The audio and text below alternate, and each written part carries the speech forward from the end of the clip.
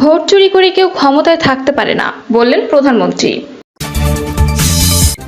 এদিকে নারীর টানে বাড়ি ফিরছে মানুষ, বাস টার্মিনালে উপচে পড়া ভিড়। জানাবো আন্দোলনে ব্যর্থতা, বিএনপিতে শুদ্ধি অভিযান। আরো জানাবো আওয়ামী লীগের পৃথিবী একেবারে ছোট হয়ে এসেছে, বললেন সাইফুল হক। এবং সর্বশেষ জানাবো বাংলাদেশ থেকে চাকরি দিয়ে জনবল নেবে আমিরাত, বিনিয়োগও চাইলেন প্রধানমন্ত্রী। শুনছিলেন সংবাদ শিরোনাম, এবারে বিস্তারিত। ভোট চুরি করে কেউ ক্ষমতায় থাকতে পারে না, বললেন প্রধানমন্ত্রী। আওয়ামী লীগের সভাপতি ও প্রধানমন্ত্রী শেখ হাসিনা বলেছেন, ভোট চুরি করে কেউ ক্ষমতায় থাকতে পারে না। 1996 সালে খালেদা জিয়ার পদত্যাগ সেটা প্রমাণ করে। শেখ হাসিনা বলেন, বিএনপির মুখে গণতন্ত্র ভোটাধিকারের কথা শুনলে হাসি পায়। বিএনপির প্রতিষ্ঠাতা জিয়াউর রহমানই প্রথম মানুষের ভোটাধিকার হরণ করেন। প্রধানমন্ত্রী বলেন, জিয়াউর রহমান অবৈধভাবে ক্ষমতা দখল করে দেশের ভোটের সমস্ত অধিকারগুলো কেড়ে নিয়েছিল। তার সেই হ্যাঁ না ভোট নিয়ে যাত্রা শুরু অবৈধ ক্ষমতাকে বৈধ করার জন্য। তিনি বলেন, একাধারে সেনা প্রধান, তারপর আবার নিজেকে রাষ্ট্রপতি ঘোষণা দিয়ে ক্ষমতায় এসে রাষ্ট্রপতি নির্বাচনের প্রহসন, ক্ষমতার মসনদে বসেই দল গঠন, ক্ষমতার উচ্ছিষ্ট বিলিয়ে যে দলটি গঠন করে তাকে আবার জিতিয়ে আনার জন্য ভোট চুরির একটা প্রক্রিয়া দেশে শুরু হয়েছিল। তিনি আরো বলেন, জিয়াউর রহমানের পরে তারই পদাঙ্ক অনুসরণ করে এরশাদ ক্ষমতায় এসে জনগণের ভোটের অধিকার নিয়ে ছিনিমিনি খেলে। এদেশে কৃষক শ্রমিকরা সবসময় অবহেলিতই থেকে যায়। এরপর আসলো খালেদা জিয়া, সেও ক্ষমতায় আসার পর দেখা গেল শুধু জনগণের ভোট চুরি করাই না, দেশের কৃষকের ভাগ্য নিয়েও ছিনিমিনি খেলে। তার পাওয়া যাচ্ছে না, সার পাওয়া যাচ্ছে না, কৃষক আন্দোলন করেছে। আন্দোলন করার অপরাধে 18 জন কৃষককে গুলি করে হত্যা করেছিল। শেখ হাসিনা বলেন, খালি কৃষক কেন, রোজা দিনে শ্রমিকরা মজুরির দাবিতে যখন আন্দোলন করে তখনও প্রায় 17 শ্রমিকের গুলি করে হত্যা করেছিল এই খালেদা জিয়া। বিদ্যুতের দাবি করেছিল কনসার্টে, কৃষকরাই সেচের জন্য পানি পাচ্ছিল না, সেখানেও 9 জন মানুষকে হত্যা করা হয়। তাদের এই অপকর্মের ফলে যখন জনগণ তাদের উপর বীতশ্রদ্ধ, সেই সময় 1996 সালে 15 ফেব্রুয়ারি একটা প্রহসনমূলক নির্বাচন হয়। খালেদা জিয়া সেই নির্বাচনে ভোট চুরি করে ক্ষমতায় থাকার চেষ্টা করে। মাত্র 22% ভোট পড়েছিল সেখানে, সরাসরি নির্বাচিত কোনো প্রতিপক্ষ ছিল না। নারীর টানে বাড়ি ফিরছে মানুষ, বাস টার্মিনালে উপচে পড়া ভিড়।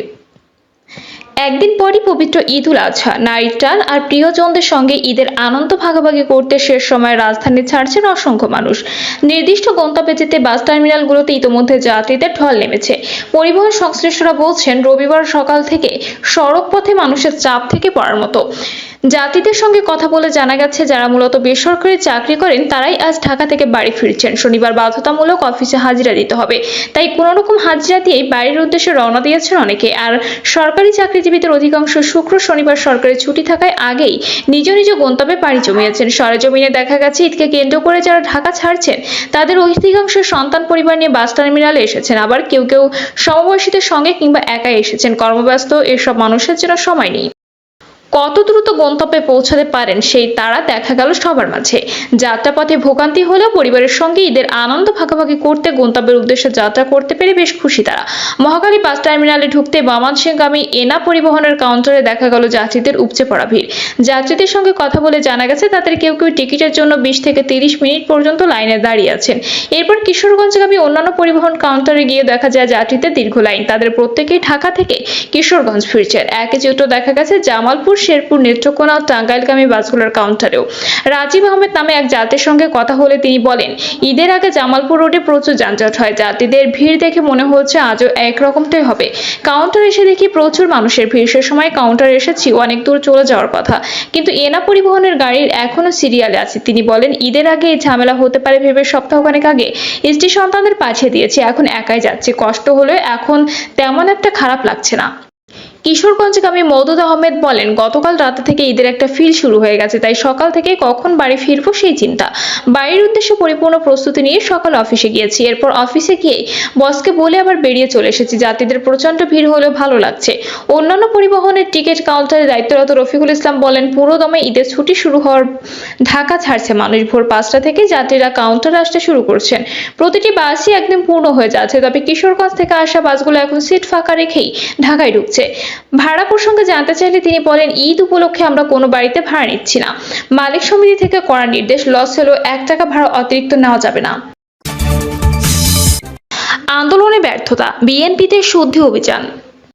আন্দোলনের নেতাদের সফলতা ব্যর্থতা নিয়ে একটি প্রতিবেদন তৈরি করছে বিএনপি। সেই প্রতিবেদন ধরে শুদ্ধি অভিযানে নেমেছে দলটি। মেয়াদ উত্তীর্ণ কমিটি ও আন্দোলনে ব্যর্থ নেতাদের বাদ দিয়ে নতুন কমিটি করার উদ্যোগ নিয়েছে বিএনপির হাইকমান্ড। নতুন কমিটিতে অপেক্ষাকৃত তরুণদের প্রাধান্য দেওয়ায় নীতিগত সিদ্ধান্ত হয়েছে। দলের আস্থাভাজন ও আন্দোলন সংগ্রামে রাজপথে ভূমিকা রাখতে সক্ষম এবং রাজনৈতিকভাবে সচেতন নেতাদের নতুন কমিটিতে বিশেষভাবে গুরুত্ব দেওয়া হচ্ছে। একযোগে ঢাকা মহানগর, উত্তর ও দক্ষিণ, চট্টগ্রাম ও বরিশাল মহানগর কমিটি বিলুপ্ত করা হয়েছে।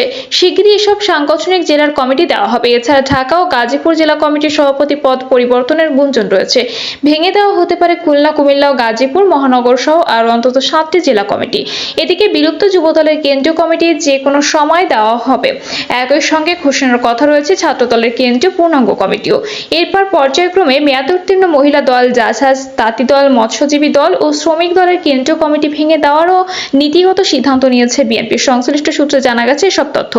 বিগত আন্দোলন পরিচালনা ও দল পুনর্গঠনের সঙ্গে যুক্ত নেতাদের সঙ্গে কথা বলে জানা গেছে 7ই জানুয়ারি নির্বাচন কেন্দ্র করে গড়ে ওঠা রাজপথের আন্দোলনে কেন্দ্রীয় তৃণমূল পর্যায়ের নেতাদের কার কি সফলতা ব্যর্থতা ছিল তা নিয়ে একটি প্রতিবেদন তৈরি করা হয়। ওই প্রতিবেদনে যাচাই বাছাইয়ের পর দল পুনর্গঠনের সিদ্ধান্ত নেন দলের ভারপ্রাপ্ত চেয়ারম্যান। যদিও বিএনপির জাতীয় স্থায়ী কমিটির সদস্য গয়েশ্বরচন্দ্র রায় বলেন, কমিটি গঠন একটি সাংগঠনিক প্রক্রিয়া, এর বেশি কিছু নয়। তবে বরাবরের মতো কমিটি গঠনে এবারও যোগ্য ও ত্যাগীদের মূল্যায়ন করবে দল। দলের বিভিন্ন পর্যায়ে নেতাদের সঙ্গে কথা বলে জানা যায়, আন্দোলনের সফলতা ব্যর্থতা সংক্রান্ত দলের প্রতিবেদনে অনুসরণ করে বিএনপি জাতীয় স্থায়ী কমিটি, জাতীয় নির্বাহী কমিটি, সারা দেশের জেলা ও মহানগর কমিটি এবং কেন্দ্রীয় অঙ্গ ও সহযোগী সংগঠনের কমিটি সংক্রান্ত কাজ শুরু করেন দলটির ভারপ্রাপ্ত চেয়ারম্যান তারেক রহমান। এই সময় কৌশলে তারেক রহমান বিভিন্ন পর্যায়ে নেতাদের সঙ্গে অনানুষ্ঠানিক আলোচনা করেছেন। বিএনপি সিনিয়র যুগ্ম মহাসচিব রুহুল কবির রিজভী বলেন, মেয়াদ উত্তীর্ণ হওয়ায় নতুন কমিটি করার লক্ষ্যে ঢাকা উত্তর ও দক্ষিণ, চট্টগ্রাম, বরিশাল মহানগর বিএনপি এবং কেন্দ্রীয় যুবদলের কমিটি বিলুপ্ত করা হয়েছে। বিএনপি 82 সাংগঠনিক জেলার মধ্যে 7টির মতো কমিটি মেয়াদ আছে, বাকিগুলো মেয়াদ উত্তীর্ণ। নেতারা জানান, দ্বাদশ জাতীয় সংসদ নির্বাচনের আগের প্রায় 2.5 মাসের আন্দোলন অধিকাংশ সাংগঠনিক জেলার শীর্ষ নেতাদের মাঠে পাওয়া যায়নি। অথচ অনেক জেলা আছে সেখানে পদবিহীন নেতারা আন্দোলন করছেন। শীর্ষ পদ নিয়ে দলে দুঃসময় পাওয়া যাবে না তা হতে পারে না। আন্দোলনের সংগ্রামে যারা ছিলেন তাদের দিয়ে বিএনপি ও অঙ্গ সহযোগী সংগঠনের কমিটি করা উচিত। দলের নির্ভরযোগ্য সূত্রে জানা যায়, মেয়াদ উত্তীর্ণ কমিটি থাকলে ভেঙে নতুন কমিটি করা হবে। সেসব কমিটির মেয়াদ আছে, কিন্তু সভাপতি অথবা সাধারণ সম্পাদক বিগত আন্দোলনের মাঠে ছিলেন না, তাদের কমিটি থেকে সরিয়ে নতুন কাউকে দায়িত্ব দেওয়া হবে। আওয়ামী লীগের পৃথিবী একেবারে ছোট হয়ে এসেছে বললেন সাইফুল হক। 75 বছরে এসে আওয়ামী লীগের পৃথিবী একেবারে ছোট হয়ে গেছে বলে মনে করেন বিপ্লবী ওয়ার্কার্স পার্টির সাধারণ সম্পাদক সাইফুল হক। তিনি বলেন, প্রশাসনের শক্তিতে দেশ চালাতে গিয়ে মানুষের ভেতর আওয়ামী লীগের ক্ষমতার শেকড় আলগা হয়ে গেছে। জবরদস্তি করে ক্ষমতা টিকিয়ে রাখতে তারা মানুষের ভোটের অধিকারের বিরুদ্ধে অবস্থান নিয়েছেন। যেনতেনভাবে ক্ষমতায় থাকতে গিয়ে তারা জুরিয়াদের মতো দেশ ও জনগণকে বাজি ধরেছেন। সবকিছু শেষ করার এক ধরনের পোড়ামাটি নীতি অবলম্বন করেছে। সাইফুল হক বলেন, দেশের জবাবদিহিমূলক গণতান্ত্রিক কোনো সরকার না থাকায় বেনজির, আজিজ, আনারদের মতো মেগা দুর্নীতিবাজ অপরাধীদের জন্ম হচ্ছে। জনগণের প্রতি দায়বদ্ধ কোনো সরকার না থাকায় 15 থেকে 20টি দুর্বৃত্ত ব্যবসায়ী মাফিয়া গোষ্ঠী আজ দেশের আর্থিক খাতে নিয়ন্ত্রণ নিয়েছে। সরকারকে ক্ষমতায় টিকিয়ে রাখার বিনিময়ে তাদের যা খুশি করার সুযোগ দেওয়া হয়েছে। তিনি বলেন, সরকারের সঙ্গে ওই গোষ্ঠীর অশুভ আঁতাত দেশকে ক্রমে অকার্যকর করে তুলছে, নৈরাজ্যের বিস্তার ঘটাচ্ছে। এই অবস্থা থেকে বেরিয়ে আসতে অবিলম্বে বিরোধী দলগুলোর মধ্যে আরো কার্যকর ঐক্য ও সমগ্র গণতান্ত্রিক আন্দোলন পুনর্গঠনের আহ্বান জানান তিনি।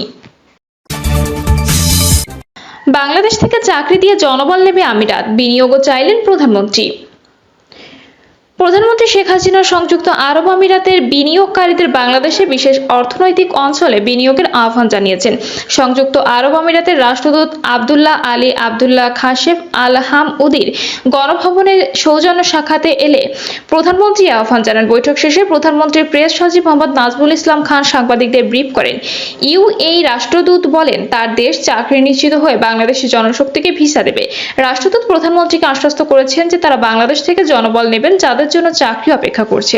প্রধানমন্ত্রী সংযুক্ত আরব আমিরাতের রাষ্ট্রদূত বাংলাদেশ থেকে কোনো অবৈধ অধিবাসীকে অনুমতি না দেওয়ার পর জোর দিয়েছেন। বৈঠকে সংযুক্ত আরব আমিরাতের রাষ্ট্রদূত বলেন, তার দেশের কিছু মন্ত্রী শিগগিরই বাংলাদেশ সফর করবেন এবং তারা বাংলাদেশের সঙ্গে সম্পর্ক আরো গভীর করার নতুন উপায় খুঁজবেন। তিনি বলেন, আমাদের ইতোমধ্যেই বেশ বিস্তৃত গভীর বন্ধন রয়েছে, তবে আমরা এটিকে একটি নতুন উচ্চতায় নিয়ে যেতে আগ্রহী। আল হামউদি উল্লেখ করেন, বর্তমানে বাংলাদেশ থেকে প্রতি মাসে প্রায় 20,000 মানুষ সংযুক্ত আরব আমিরাতে যাচ্ছেন। সংযুক্ত আরব আমিরাতের দূতাবাসে প্রতিদিন প্রায় 1000টি ভিসা দিচ্ছে। সরাসরি 500 এবং 500টি 500টি এজেন্টদের মাধ্যমে রাষ্ট্রদূত প্রধানমন্ত্রীকে তার দেশ সফরের আমন্ত্রণ জানিয়ে বলেন, ইউএই এর প্রেসিডেন্ট শেখ মোহাম্মদ বিন জায়েদ আল নাহিয়ান এবং প্রধানমন্ত্রী শেখ মোহাম্মদ বিন রশিদ আল মাকতুম তাকে স্বাগত জানাতে অধীর আগ্রহে অপেক্ষা করছেন। শেখ হাসিনা বাংলাদেশে বিশেষ অর্থনৈতিক অঞ্চলে যেহেতু সংযুক্ত আরব আমিরাতের বিনিয়োগ প্রত্যাশা করেছেন, সে বিষয়ে আলহাম উদি বলেন, যারা আগামী দিনে বাংলাদেশ সফর করতে আসা ইউএই এর মন্ত্রীরা বিষয়টি নিয়ে আলোচনা করবেন। ইউএই রাষ্ট্রদূত কন্টেইনার টার্মিনাল সহ বাংলাদেশে সংযুক্ত আরব আমিরাতের বিনিয়োগ ত্বরান্বিত করতে প্রধানমন্ত্রীর সহযোগিতা কামনা করেন। প্রধানমন্ত্রী তাকে বলেন, সরকার সব সেক্টরে সবকিছুই গতি বাড়াচ্ছে। ইউএই রাষ্ট্রদূত বলেন, তার দেশের একটি কোম্পানি বাংলাদেশে বেসামরিক বিমান চলাচলে অ্যাডভান্স প্যাসেঞ্জার ইনফরমেশন সিস্টেম সরবরাহ করতে চায়। প্রক্রিয়াটি মূল আলোচনায় চূড়ান্ত পর্যায়ে রয়েছে।